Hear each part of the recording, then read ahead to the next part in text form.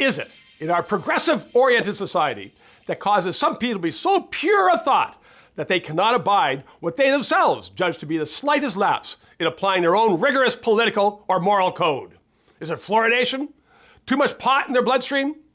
Let's look at the cause, because our society is in danger of becoming so outraged at every instance that there is no allowance for human frailty or diversity of opinion.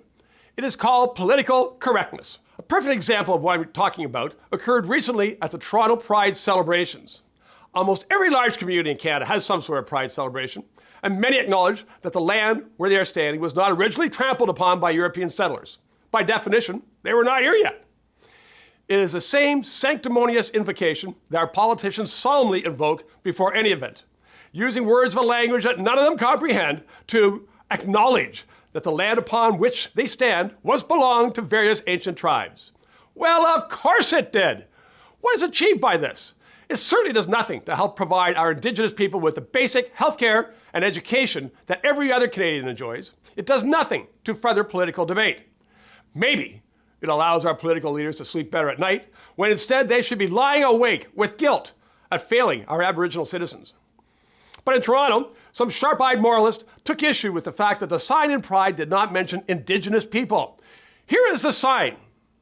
The message looks pretty obvious to me, but the leadership of Pride acknowledged their error and begged for understanding of their lapse in judgment. Serious stuff for such a major event. Does any rational person think that Canadians in general would be offended at the wording of this sign? I did not hear of many complaints. The Prime Minister certainly did not take up the case, as is his practice with some marginal causes. This sign issue demonstrates a danger with the progressives taking over our public discourse. Serious alarms will be drowned out by the sheer volume of overlapping outcries over every conceivable kind of transgression, many of them unintended or even well-meaning. These progressives would rather make an example of someone than empathize, prefer to chide rather than forgive. Generosity is not in their nature, but it should be with all of us.